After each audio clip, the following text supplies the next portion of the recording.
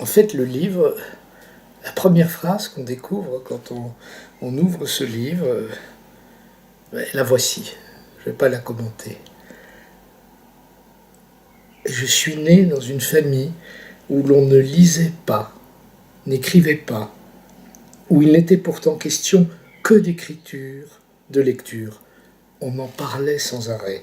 Comme je refusais d'apprendre à lire, à écrire, résistant de toutes mes forces, rebelle à toute forme de scolarisation jusqu'à l'âge de 20 ans, mon père me suppliait d'étudier, de m'initier à un peu de lecture, d'écriture, lui qui n'avait pas la pratique ni de l'une ni de l'autre. Sans doute déchiffrait-il l'alphabet hébreu de ses livres de bénédiction. Et un peu plus loin, lorsque j'arrive dans cet univers en 1946, c'est un dépôt de cendres, dans une famille sans archives matérielles. Les récits de mon enfance succombaient sous les fantasmes d'archives. C'est parce qu'il n'y en avait pas qu'on en parlait tant. Un monde d'oralité où l'on dissertait sans arrêt sur ce qui n'existait plus. Villes, rues, maisons, cimetières, paysages, humains vivants de tous âges, évaporés dans un no man's land qui n'était même pas celui des morts. Il n'y avait d'ailleurs pas plus de morts que de livres pour les raconter, ni d'écrits et ni d'archives.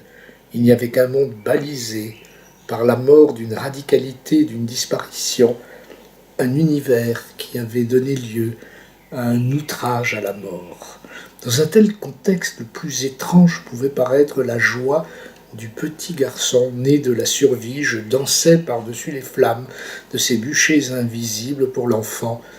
Ce monde, aux dimensions insoutenables, aux limites imaginaires du disciple, se réduisait à l'épreuve quotidienne de cauchemar où l'enfant, pris dans une rafle, déporté dans des trains de folie avec tant d'autres, se réveillait en sursaut, cherchant de la main la bordure de sa couette pour s'assurer qu'il s'agissait d'un enfer onirique dont on pouvait sortir. Plus tard, lisant dans La Tempête de Shakespeare « We are such stuff as dreams are made on », il m'a semblé que rien n'était univoque. On ne se libère pas plus aisément de songes mortels qu'on ne peut s'échapper d'une réalité tissée dans la même étoffe. Je ne rêve d'aucune pièce d'archive, moins encore de la posséder. Mais il n'est pas impossible que mes rêves se soient abrités à l'ombre d'archives disparues, élaborant des échafaudages menant vers des univers sonores, des musiques sans images, des figures impalpables. On ne choisit ni le moment, ni le lieu de sa naissance.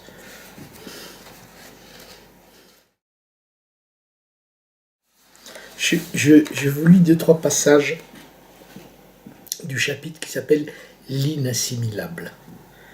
C'est en empruntant les voies incertaines de ce que l'on ne comprend pas qu'on tente de dire des choses. Ce qui s'exprime alors nous demeure longtemps obscur, incompréhensible, impossible à assimiler. Le judaïsme de ceux qui sont nés après 1945, le mien en tout cas, est celui d'une demande de mémoire venue de la génération précédente et dont la raison est liée à de la mort et de la survie, ce qui rend l'oubli à la fois impossible et interdit. Mémoire de quoi? De qui? Et pourquoi? Et pour qui? Ce qui a une forme et un nom peut être absorbé dans l'oubli tout en suscitant une mémoire vive qui représente ce qui a été blanchi. Mais ce qui est sans contour ni souvenir nous habite et on ne peut y échapper, comme ce qui reste de ce qu'on raconte aux tout petits enfants, d'un passé qui défile au présent, mais dont le contenu, littéralement inaudible, se dérobe. Je lis la fin du même chapitre. où il est beaucoup question des pères de l'Église. C'est une chose étrange, mais c'est comme ça, on ne va pas rentrer dans les pères de l'Église. Là, ce chapitre qui s'appelle l'inassimilable aurait pu s'appeler aussi les Juifs entre le bel et l'astérisque. Le bel, ce sont les crochets droits ou les broches dont les anciens se servaient pour faire rôtir leur viande, mais on a pu faire rôtir aussi des êtres humains, aussi bien dans les textes, chez les pères de l'Église, que dans les cités, comme vous le savez, au fil du temps. Et ce chapitre se termine de la manière suivante. Assis sur les dalles rouges d'une maison aux murs indistincts, le petit enfant regarde, avide. L'inquiétude ne trouble pas son regard. Il ne sait pas encore ce qu'il devra un jour oublier. Ce qu'on lui raconte, il ne le retrouvera jamais, meuble son sommeil. Tout cela s'abrite en lui, qui devra porter tant de vie, tant de morts, sans pouvoir être dessiné dans ses cahiers. Du passé, il ne saura rien. De l'avenir, il se croira le maître. En présence des choses, il jouera. Rien ne réparera jamais sa tête creuse.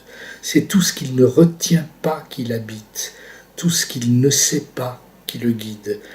D'un pas certain, pourtant, il avance, confiant. L'enfant rit et divertit tous ceux qu'il croise. Il se retrouve dans tant de visages souriants au passage.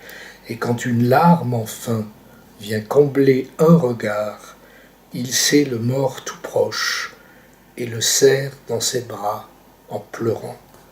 Le cœur de l'enfant s'embrase alors et il voit ce que nulle mémoire jamais ne pourra renfermer.